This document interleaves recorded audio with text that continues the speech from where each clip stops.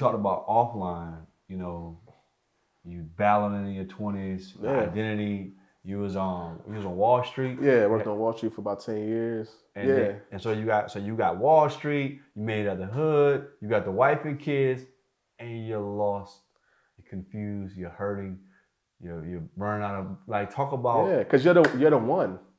So when you're the one, that means you've eclipsed everybody. Yeah. So who's around you that could really teach you what to do for the next phase?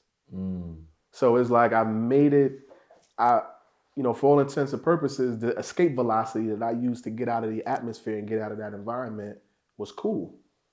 And then I realized, I'm in space, and what do I do? There's nobody that can save me. And I think at the same time, in parallel process, I'm trying as a man now. Yeah. My father has groomed me and raised me to be this version of a man. Like, he left these shoes for me to fill, but those shoes didn't fit me. Yeah. That wasn't my version of manhood. So I was dealing with this juxtaposition of like being, like, having respect and reverence for my culture, but like also being authentically myself. Sure. And, just going about life in a way where it's like, I'm not disrespecting or dismissing the sacrifices of my family and the things that people did, but I'm doing things that nobody understands. So you're going through this, nobody understands, and then let's call it what it is. I know you as my brother. You gave me some insight. You crash and burn, you end up in a divorce. Nothing that you... Yeah. But what you shared with me, you helped me as a man to be even more empathetic to somebody. You talked about what that divorce experience was for you. You always talk about, man, I wish that on nobody. Can you just kind of go into our little conversation a little bit just about that process and coming out of it? Right. Like going in and coming out of it and all that you had to process in it. Like, can you talk about that? Yeah. So, we met as teenagers, right? I got skipped, so I got into college a little bit early. Met at college. So you think you've grown, but you're not grown. Yeah. And it's this process of growing individually, but then having to grow together and wearing these multiple hats. And again, I just wasn't around. Like, don't get me wrong, I had people that really cared about me. I had old heads that was giving me the game, but they wasn't living the life that I wanted to live. Right. So I'm like, you might be telling me move this and move that, but you got a little side piece. I ain't moving like that. You know what I'm saying? So their intentions were good, but they wasn't giving me the game. Right. The game that I needed for my path. Yeah. And so I found myself just stuck. Like, I'm hungry, I'm desperate to be my absolute best self. I'm hungry and I'm desperate to be better, but it still feels like I'm coming up short, right? And I don't have the perspective of years later being able to reflect in hindsight. Right. And so, she's in, for all intents and purposes, like very like soft, and she's like not built for the tough terrain. Right. And I'm a gladiator, so I'm like, whatever I got to do. Smoke.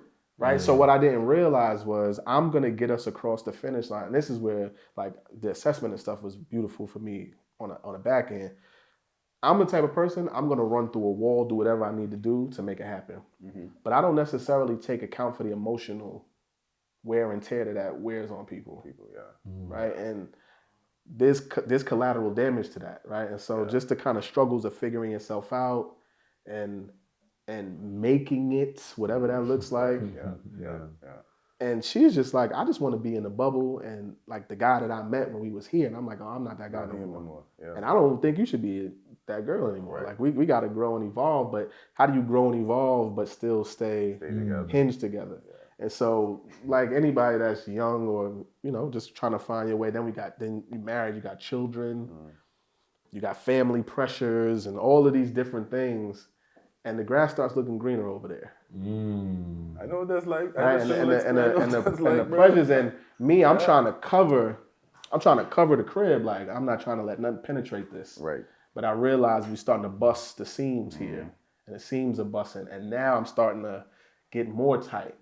Yeah. And the more tight I get with certain things, the more I lock in as a man on certain things, it just makes it worse. It starts to unravel even more. And then ultimately it gets to the point where it's like, and I tell people, like, I'm I'm a loyal person just by nature. I'm very, very much a ride or die kind of person. But getting a divorce for me, when I realized I got to the point where I was going to die if I didn't separate myself. If I didn't remove myself from the toxicity in that environment, I was going to die. When you put me in a situation where it's self-preservation, it ain't gonna be nobody else. Well, I have to. Yeah. If for no other reason, I have children that are responsible for me. Yeah. So now my children are growing up seeing certain things. And I will never forget, my daughter took me, my daughter took me one day and she was like, you know, let's do a daddy-daughter like outing, whatever. You can take me shopping and, you know, we can buy me some clothes, right, daddy? So good. So we going, and this is the point, she's getting a little bit older, so she's more sensitive about her body. So she's like, I'm going to go change in the dressing room. And I'll never forget, she took me in the dressing room, like, come on, daddy. And in my mind, I was like, this is a little strange because how she changing her clothes that fast? Right.